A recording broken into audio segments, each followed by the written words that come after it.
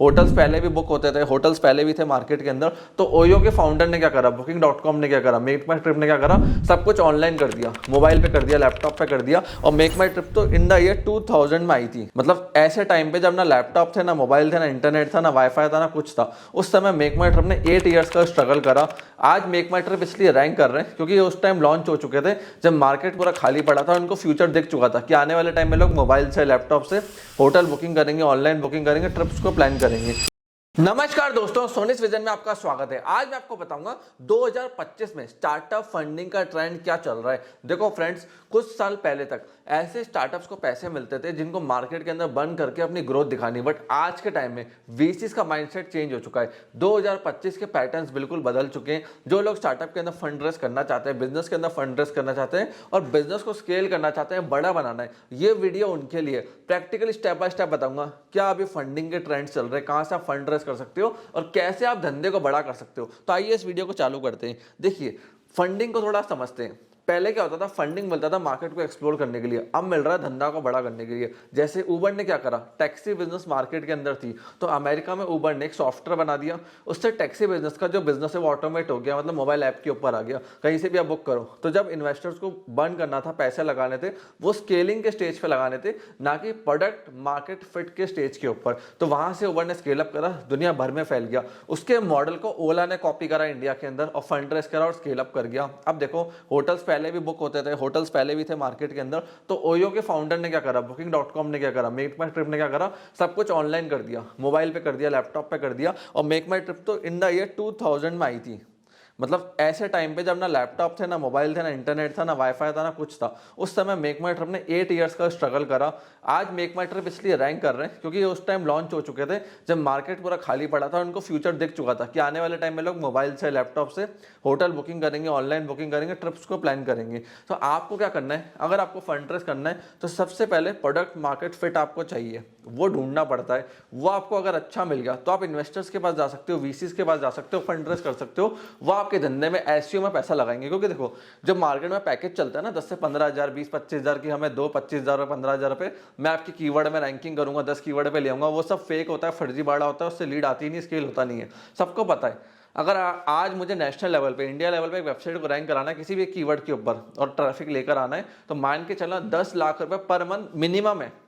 ऊपर तो sky is the limit, minimum 6 से 10 लाख रुपए कहीं नहीं गया, इतना बन करना पड़ता है, तब जाके रैंकिंग्स आती है। मैं बड़े बड़े जो कंपनीज होते हैं, उनके एसईओ कंसल्टेंट जो होते हैं, उनसे मिला हुआ, उनसे मैंने बात करी है रैंकिंग्स के ऊपर कि कैसे ऊपर जाया जाता है गूगल के ऊपर। तो बहुत पैसा चाहिए होता है, उसी पैसे के लिए वीसी लगाता है कि भैया तुम्हारी सर्विस प्रोडक्ट अच्छा है, अब तुम्हें गूगल पर टॉप पे जाना है, तुम्हें दिन का 1 लाख का ट्रैफिक चाहिए, 10,000 लीडें चाहिए, 50,000 लीडें चाहिए, उसके लिए हम पैसा दे रहे हैं बर्न करने के लिए, तुम गूगल पे ऊपर चले हो। क्योंकि पहले आपको एसईओ में लगाना पड़ता है। विदाउट इन्वेस्टिंग इन एसईओ आप टॉप पे नहीं जा सकते। एसईओ का रिजल्ट 10 महीने बाद, 12 महीने बाद, 1 साल, 2 साल बाद आता है। अब वीसी के पास पैसा कैसे आता है जो आपकी स्टार्टअप में इतना बर्न करता है? देखो, वीसी को पैसा मिलता है फैमिली ट्रस्ट से, या कॉलेजेस, यूनिवर्सिटी के ट्रस्ट होते हैं वहां से लाते हैं, या बड़े बड़े बैंक्स होते हैं उनके रिजर्व्स होते हैं वहां से लाते हैं, या बड़े कॉर्पोरेट से पैसा लेकर आते हैं। अब वीसी फर्म को पैसा मिलता क्यों है? क्योंकि आज मैं ट्रस्ट चला रहा हूँ, तो वहां पे मैं अगर एफडी करूंगा तो 60% का रिटर्न है, 7%। बट वीसी के जो एक्स फाउंडर्स होते हैं, जो प्रोफेशनल्स होते हैं, वो 20% का रिटर्न प्रॉमिस करते हैं मिनिमम, कि इतना तो हम देंगे, उसके ऊपर भी आपको दे सकते हैं। तो इसलिए बड़े बड़े जो फंड्स होते हैं वो वीसी फर्म को पैसा देते हैं, वहाँ एक्सपर्ट्स होते हैं,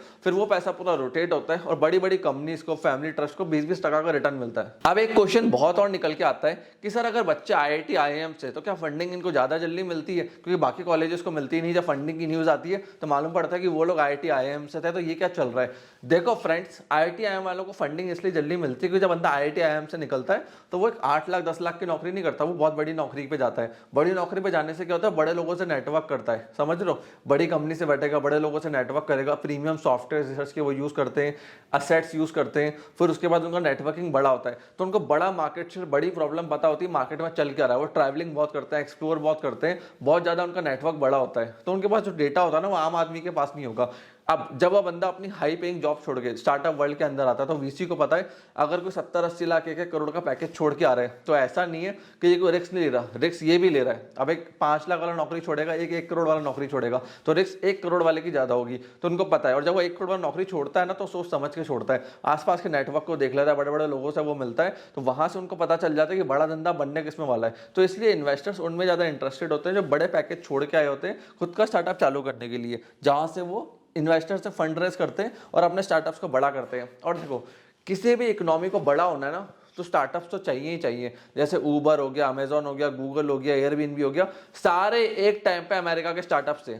आज पूरी दुनिया में कंपनीज फैल चुकी है। और जोमेटो की बात करूं तो जोमेटो इस समय मार्केट की टॉप 50 वैल्यूड कंपनी के अंदर आ चुकी है। तो हर एक कंपनी जो स्टार्टअप है वो $1 बिलियन की बन सकती है, 1-1 लाख 2-2 लाख करोड़ का मार्केट कैप्चर कर सकती है। बट शर्त ये है कि उनको फाउंडर्स को स्केल आनी चाहिए। अगर फाउंडर्स को स्केल्स का नहीं पता कि स्केल कैसे करना है, बड़ा धंधा कैसे बनाना है, तो धंधा कभी बड़ा नहीं हो पाएगा। अब 2025 के ट्रेंड देखते हैं चल क्या रहा है फंडिंग को लेके। देखिए इंडिया के अंदर अगर मैं बात करूं तो एआई बेस्ड स्टार्टअप हो गया, सास सॉफ्टवेयर ऐसा प्रोडक्ट हो गया, फिनटेक हो गया, डीप टेक स्टार्टअप्स हो गया, यहाँ का फोकस इन्वेस्टर्स का बहुत तेजी से बढ़ रहा है। यहाँ इन्वेस्टर्स फंड लगाना चाह रहे हैं। गवर्नमेंट इस समय स्टार्टअप इंडिया में डिजिटल स्टार्टअप्स को बूस्ट करने में लगी हुई है, उनको सबसे ज्यादा सब्सिडीज मिल रही है, बायोटेक स्टार्टअप्स को सबसे ज्यादा फंडिंग मिल रही है इस समय। प्रॉफिटेबल स्टार्टअप्स भी देख रहे हैं इस समय इन्वेस्टर्स, वो ये नहीं देख रहे कि इससे पैसा बर्न करने में, भी देख रहे हैं कि क्या सही में इस मॉडल से एंड ऑफ द डे पैसा बन सकता है। क्योंकि उनको पता है अभी हम आईपीओ लाके ही एग्जिट ले सकते हैं, अब बिना प्रॉफिट के पैट के आईपीओ निकलेगा नहीं इंडिया के अंदर। इसलिए प्रॉफिटेबल स्टार्टअप्स को इन्वेस्टर सबसे पहले पसंद कर रहे हैं। तो फोकस करो अपने स्टार्टअप को प्रॉफिटेबल करना कैसे, अगर 2025 में आपको फंडिंग उठानी है। अब इसमें चैलेंजेस भी है, जैसे अर्ली स्टेज जो स्टार्टअप्स है उनको फंडिंग मिलना बहुत टफ हो गया 2025 में। अर्ली स्टेजेस को बहुत सारे इन्वेस्टर रिजेक्ट कर रहे हैं, उनको कहने की पर्सनल फंड लगाओ, फैमिली फंड को यूज करो, उससे आप बड़ा करो, फिर हमारे पास आना। और वीसी ऐसे स्टार्टअप देख रहे हैं जो कि बहुत ज्यादा स्ट्रॉन्ग इकोनॉमिक ग्रोथ दे सकते हैं, प्रॉफिटेबल हो सकते हैं। तो ग्रोथ माइंडसेट पे नहीं है, प्रॉफिटेबल माइंडसेट पे, तो इस चीज का ध्यान रखना। अब फाउंडर्स के लिए एडवाइस क्या है जो धंधा कर रहे हैं 2025 में बनाने का सोच रहे हैं, जो स्केल कर रहे हैं। पहली एडवाइस, बूट स्ट्रैपिंग का सोचो। डी मार्ट के जो फाउंडर है उन्होंने क्या करा, 4 साल तक एक ही स्टोर चलाया। पहला स्टोर खोला मुंबई में, प्रीमियम लोकेशन पे खोला, दूसरा स्टोर नहीं खोला। ही हैज फंड्स, उनके पास बैकिंग थी, इन्वेस्टर थे, फंड से वो 10, 20, 50 स्टोर डाल सकते हैं। बट उन्होंने क्या करा, पहले ही स्टोर के प्रॉफिट से दूसरा स्टोर खोलने का एसओपी बना दिया, कंपनी में रूल बना दिया। अब पहले स्टोर का प्रॉफिट आया पूरा 4 साल में, तो उसे दूसरा स्टोर खोलने में 4 साल लग गए। ऐसे करते करते 5 स्टोर तक जाने में, 10 स्टोर तक जाने में 10 से 15 साल लग गए। बट जो उसके बाद उनकी ग्रोथ आई वो सीधा 3 लाख करोड़ के मार्केट कैप पे गए। जहाँ रिलायंस रिटेल अपने 10,000 स्टोर से जितना प्रॉफिट नहीं करता ना, उतना डीमार्ट 3,300 स्टोर से प्रॉफिट करता है। वो क्यों कर पाता है, उनके एसओपीज प्रॉफिट्स बहुत ज्यादा स्ट्रॉन्ग है। पर कहते हैं ना, पर square feet profit and revenue DMart का सबसे ज्यादा है हिंदुस्तान के अंदर, वॉलमार्ट को टक्कर देता है डीमार्ट। इस चीज को ध्यान रखना। वो क्यों कर पाए, क्योंकि एसओपीस प्रोसेस स्ट्रॉन्ग थे, बूट स्ट्रैपिंग अच्छे से रखे, प्रॉफिट फोकस रहे। ऐसा नहीं कि पहले दिन आए एक स्टोर खोला, फिर एक साल बाद 10 स्टोर पे आ गए, फिर 100 स्टोर पे आ गए। वो इसलिए कर पाए, प्रॉफिट फोकस थे कि पहले स्टोर के दूसरा स्टोर कब खुलेगा जब प्रॉफिट होगा, दूसरे से तीसरा जब उन दोनों से प्रॉफिट होगा। तो ऐसे कर करके वो आगे बढ़े। तो आपको ये सोचना पड़ेगा बूटस्ट्रैप कैसे करूं। शुरुआत में अगर आप बूटस्ट्रैप कर गए, प्रॉफिटेबल हो गए ना, तो sky is the limit. VC का मनी लेके आप और स्केल करोगे, बट लॉस में क्यों हो गए, वीसी का मनी लेके आप लॉस ही करोगे, से बायजूस ने करा। दूसरी चीज, रेवेन्यू ड्रिवन बिजनेस मॉडल बनाओ। अब देखो यार, मैं कोई ऐसी चीज बना रहा हूं जिसके लिए लोग पे करने को रेडी नहीं है, वो धंधे कभी बड़े नहीं बन सकते। जैसे प्रैक्टिकली बताऊं, क्विक कॉमर्स। मेरे घर पे अगर जैसे अगर टायर 3 सिटी, टायर 2 सिटी है, वहां पे दही मेरे घर पे आ रही है 10 मिनट के अंदर, उसके लिए मुझे 15 रुपए एक्स्ट्रा पे करने पड़ रहा है। टायर 2, टायर 3 सिटी में आज भी 10 मिनट डिलीवरी में कोई भी इन्वेस्टमेंट नहीं कर रहा, लोग नहीं खरीद रहे इनसे। टायर 1 में इनका अच्छा चल रहा है, बेंगलुरु हो गया, दिल्ली हो गया, मुंबई हो गया, बट छोटे सिटीज में अच्छा नहीं है। यहाँ पे जोमेटो, क्योंकि यार इनका टोकन साइज बड़ा है। जोमेटो पे फूड आता है, पिज्जा आता है, डोमिनोज का बर्गर आ रहा है, जो डोमिनोज का पिज्जा आ रहा है, या मैकडोनल्ड्स का बर्गर आ रहा है, तो बहुत सारी चीजें आती हैं। आप समझो उनका बकेट साइज बहुत बड़ा हो गया जोमेटो वाला का, कि जब मैं फूड भी दे रहा हूँ, लंच भी दे रहा हूँ, डिनर भी दे रहा हूँ, ब्रेकफास्ट भी दे रे हूँ, सॉफ्टवेयर भी दे रहा हूँ, होटल वाले का एडवर्टाइजमेंट भी कर रहा हूँ, तो रेवेन्यू ड्रिवन मॉडल है। क्योंकि मैं रेस्टोरेंट में जाके 500 रुपये तो खर्च करूंगा डोमिनोज पे, तो मैं घर मंगा रहा हूँ, उसका 550 दे रहा हूँ, तो मुझे फर्क नहीं पड़ेगा। बट 10 रुपये का आइटम का मैं 20 रुपये देना प्रेफर नहीं करूंगा।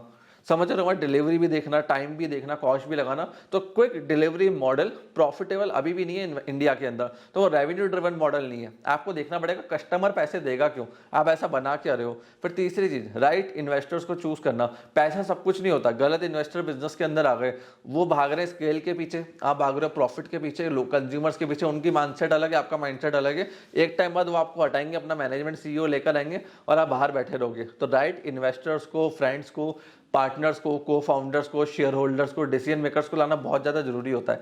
गलत आदमी कंपनी के अंदर आएगा, कंपनी डुबा देगा। राइट लोग आएंगे, कंपनी को आगे ले जाएंगे। फिर आपको देखना पड़ता है कि कैसे मैं एआई और टेक को मेरे बिजनेस के अंदर ला सकता हूं, क्योंकि इस समय बहुत ज्यादा जो इन्वेस्टमेंट चल रहा है वो एआई बेस्ड सोल्यूशंस के ऊपर चल रहा है, ऑटोमेशन के ऊपर चल रहा है, सास बेस्ड सॉफ्टवेयर हो गए, ऑनलाइन टेक्नोलॉजी वाले हो गए, जो स्केल करे जा सकते हैं। यूएस के अंदर से पैसा लाया जा सकता है, यूएस के अंदर कंज्यूमर बनाए जा सकते हैं, यूके के अंदर कंज्यूमर बनाए जा सकते हैं। तो ऐसे स्टार्टअप्स के ऊपर बहुत ज्यादा फोकस चल रहा है। तो आपको एआई के ट्रेंड्स को भी फॉलो करना पड़ेगा अगर 2025 के अंदर आपको फंड रेज करना है। सो फ्रेंड्स, अगर आपको फंड रेज करना है तो ये सारी चीजें जिनका आपको ध्यान रखना है। अगर आप चाहते हैं कि मैं फंड रेजिंग के ऊपर और भी वीडियोस लेकर आऊं कि किस इन्वेस्टर से कैसे पैसा उठाना है, कौन सी बेस्ट फर्म्स चल रही है, कौन कौन से एग्रीमेंट डील्स होते हैं, किन किन पॉइंटर्स का ध्यान रखना पड़ता है एग्रीमेंट के अंदर, तो नीचे कॉमेंट सेक्शन में लिख देना। मैं इन सब चीजों के ऊपर भी डिटेल वीडियोस चैनल के ऊपर लेकर आऊंगा। आपने इस वीडियो को यहां तक दिखा, हम लोग सपोर्ट दिया, उसके लिए धन्यवाद।